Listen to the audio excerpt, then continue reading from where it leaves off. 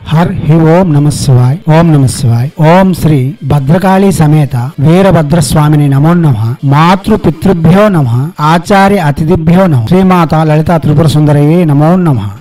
శివశక్తి స్వరూపులారా, ఇప్పుడు అతి ఘోరోపఘోరమైన మహత్తరమైన మహాశక్తివంతమైన మంత్ర సాధనము, ప్రయోగయుక్తమైన మంత్ర సాధనం ఒకటి మీ ముందుకు తీసుకుని వస్తుంది రత్నశ్రీ హిందూ సేవా సమాజ్ అఘోర వీరభద్ర ప్రయోగయుక్త మహా మంత్ర సాధనం. ఈ మంత్రం వలన సర్వశత్రువులను నిర్జించవచ్చు, సర్వత్రా విజయములను చేకూర్చుకోవచ్చు, సకల మనస్కామ్యములను తీర్చుకోవచ్చు. అయితే ఈ మంత్రము ప్రతిరోజు చేసి ప్రయోజనం పొందవచ్చు, లేక ఒక పనిని ఒక కామ్యమును మనసును తలంచుకొని ఆ కామ్యము నెరవేరేందుకు కూడా ఈ మంత్రము ప్రయోగయుక్తంగా చేసుకోవచ్చు. అయితే ఎలా చేయాలి, ఎప్పుడు చేయాలనేది తెలుసుకుందాం. ఈ మంత్రము కృష్ణపక్ష చతుర్దశి రోజు రాత్రి వేళ చేస్తే చాలా మంచిది. ప్రారంభం ఆ రోజు చేసుకోవచ్చు. ఈ మంత్రము ప్రయోగయుక్తమైన మంత్రము అనగా ముందు మనం శివాలయ దర్శనము, నందీశ్వరు యొక్క దర్శనము, చండీ ప్రదక్షిణము చేసి నందీశ్వరునికి ఎడమ చెవిలో ఈ మంత్రం మేము చేస్తున్నామని ఆనతి తీసుకొని తర్వాత ఇంటికి వచ్చి ఒక స్ఫటిక లింగము గాని లేక అన్నముతో చేసిన లింగమును గాని తయారు చేసి దానిని ముందు ఉంచుకొని ముందు కులదేవతారాధన ఇష్టదేవతారాధన పూర్తి చేసుకున్న తర్వాత శివునికి అభిషేకం చేసిన తర్వాత మనం ముందుగా చెప్పుకున్న మంత్రమును 108 సార్లు చెబుతూ బిల్వపత్రితో పూజించవలసి ఉంటుంది. ఒక మంత్రమునకు ఒక బిల్వపత్రి చొప్పున మనం బిల్వపత్రి వేస్తూ పూజించాలి. పూజ చేసిన తర్వాత శంకరునికి హారతి ఇచ్చి శంకరుని యొక్క తీర్థ ప్రసాదములను తీసుకొని తర్వాత బియ్యము ఎంచి అన్నము ఉడకబెట్టి లింగం చేసి ముందు శివారాధన చేస్తే చాలా మంచిది. అదే ప్రకారంగా అదే అన్నము కొంచెం మిగిలించుకొని దానిలో కుంకుమ కలిపి మరో లింగము తయారు చేసి ఆ శివలింగమునకు ఎదురుగా కొంచెం దూరంలో మరో పీఠం అమర్చుకొని ఎర్రని వస్త్రము పరిచి ఆ లింగమునకు మనం రెండవ మంత్రం చెప్తాం, వీరభద్రుని యొక్క మంత్రం. ఆ మంత్రముతో మనం ఏదైతే ముందు శివుడికి ఆరాధన చేసి ఉన్నామో బిల్వపత్రి, ఆ బిల్వపత్రి బయటకు తీసి ఉన్నాం కదా, ఆ బిల్వపత్రితో ఈ మంత్రము చెబుతూ ఈ కుంకుమ లింగమునకు పూజించవలసి ఉంటుంది. ముందు లింగమునకు సదాశివునిగా ఆరాధన చేస్తూ పూజాది విధులు పూర్తి చేసుకున్న తర్వాత అతనికి హారతి ఇచ్చి తర్వాత అతనికి కొంచెం దూరంలో అన్నము కుంకుమ లేక కేవలం కుంకుమతో ఒక లింగమును తయారు చేసి తనను వీరభద్రునిగా భావన చేసి వీరభద్రుని యొక్క షోడశోపచార పూజ పంచపూజలు చేసుకొని తర్వాత రెండవ మంత్రము చెబుతూ ఏదైతే ముందు మనం శివునికి ఆరాధన చేసి ఉంచి ఉన్నామో బిల్వపత్రి, ఆ బిల్వపత్రితో మెల్లగా ఒక్కొక్క మంత్రము చెబుతూ 108 పత్రితో పూజించవలసి ఉంటుంది. 108 పత్రికి తగ్గకుండా చూసుకోవాలి. అంటే శివునికి ముందు 111 పత్రి మనం బిల్వార్చన చేస్తే వీరభద్రుని దగ్గరకు వచ్చేసరికి 1-2 క్షుద్రమైన మనకు 108 మిగులుతాయి. ఒకవేళ కొంచెం ఎక్కువ చేసుకుని ఉంచుకుంటే మంచిది. ఈ రోజు చేసిన బిల్వపత్రి రేపు కూడా ఉంచుకోవచ్చు. గాని వీరభద్రునికి అభిషేకం చేసిన పత్రి శివునికి అభిషేకం చేయడానికి పనికిరాదు. ఈ ప్రకారంగా మనం తలంచుకుని చేయవలసి ఉంటుంది. కాగా ఈ ప్రయోగము నదీ పరివాహక ప్రాంతమందు పర్వత శిఖరమందు పాడుబడిన గ్రామదేవత ఆలయములోను పాడుబడిన శివాలయములోను ఊరికి దక్షిణాన ఉన్న శ్మశానములో శివాలయము, ఆ శివాలయంలో పక్కన మర్రి చెట్టు ఉంటే ఆ మర్రి చెట్టు కింద గాని శివాలయంలో గాని చేసుకోవచ్చు. ఈ మంత్రము ఇంకా ప్రతిష్ఠితంగా ఫలితం చూపించాలంటే మనం ఇటువంటి క్షేత్రములకు వెళ్లి పూర్తి లగ్నదేహులై ఒళ్ళంతా విభూది రాసుకొని దక్షిణ వైపు అభిముఖంగా కూర్చొని ఈ అఘోర వీరభద్రునికి మనం బిల్వపత్రి అర్చన చేయగలిగితే ఎటువంటి శత్రువు అయినా సరే తప్పనిసరి సమసిపోతారు. మనకుండే సకల కష్టములు తక్షణమే నివారించబడతాయి. మనకు భయపెట్టే ప్రతి వారు మనకు చూస్తే భయపడతారు. దీనిని మీరు క్షుణ్ణంగా 1-2 సార్లు వినండి, అర్థం చేసుకోండి, తర్వాతే ప్రయోగములకు ఉపక్రమించండి. ఈ మంత్రము శివాలయ పూజారి నుండి గైగొనవచ్చు, ప్రత్యక్షంగా గురువు వద్దకు వచ్చి గైగొనవచ్చు. ఒకవేళ ఇంట్లోనే చేస్తే చాలా మంచిది. ఇల్లు విడిచి బయట చేయాలంటే మీరు దిగ్బంధన విధులు తెలుసుకుని ఉండవలసి ఉంటుంది. దివ్యాత్మ స్వరూపులారా, ముందుగా శివలింగమునకు బిల్వార్చనతో చేసే రుద్ర మంత్రము చెప్పుకుందాం. మంత్రము ఓం అఘోరేభ్యో థఘోరేభ్యో అఘోర ఘోరే తరేభ్యః సర్వేభ్యో నమస్తే అస్తు రుద్ర రూపేభ్యః.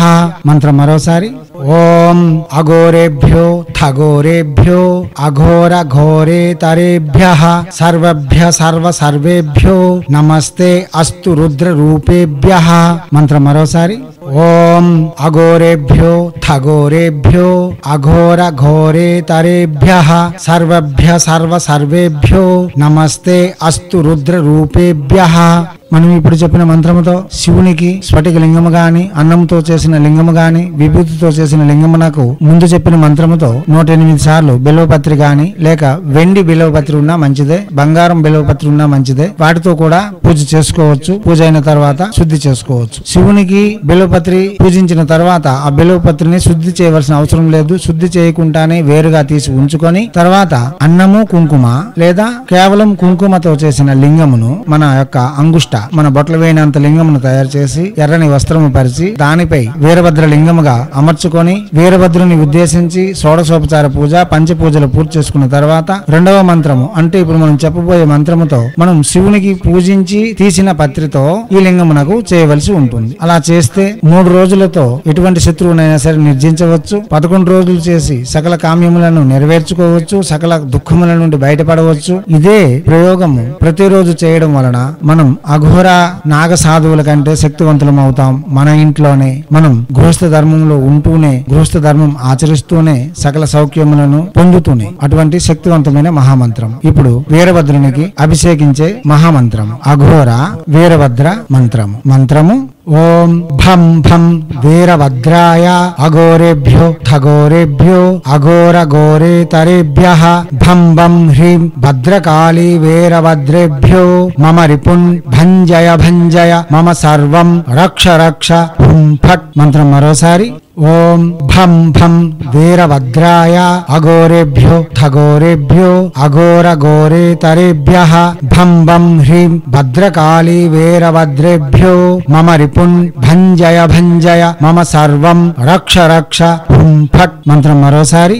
ఓం భం భం వీరభద్రాయ అఘోరేభ్యో ఠఘోరేభ్యో అఘోర ఘోరే తరేభ్యః భం భం హ్రీం భద్రకాళీ వీరభద్రేభ్యో మమ రిపున్ భంజయ మమ సర్వం రక్ష రక్ష హుం ఫట్. దివ్యాత్మ స్వరూపులారా, కుంభమేళా జరుగుతున్నది. అఘోరాలు, నాగసాధువులు మనం చూస్తున్నాం. వారంతా ఎందుకు అలా అవుతున్నారు అన్నది తర్వాత ప్రశ్న. గాని మన దేవతను, మన తల్లిదండ్రులను పూజించేందుకు సర్వం విడిచిపెట్టి ఎక్కడికో వెళ్ళవలసిన అవసరం లేదు. మన పిల్లలతో, మన కుటుంబంతో సరదాగా గడుపుతూనే ఆ అఘోర వీరభద్రుని మెప్పించి మనం మన ఇంటి అందే అఘోరాల కంటే శక్తివంతంగా మారగలం. అంతకంటే మహిమలు చూపించగలం. ఇటువంటి ప్రక్రియలు చాలా ఉన్నాయి. హైందవ సనాతన ధర్మ ఋషులు ప్రతి వారిని గడ్డాలు పెంచండి, జట్లు పెంచండి, విభూతి ఒళ్ళు మొత్తం రాసుకొని డాన్సులు ఆడండి అని ఏ ఋషి కూడా మనకి నిర్దేశించలేదు. అందంగా అలంకారయుతంగా ఉంటూనే సకల విధములైన సాధనలు సాధిస్తూ మన మనస్కామ్యములన్నీ నెరవేర్చుకోవచ్చు. సర్వశత్రువులను నిర్జించవచ్చు.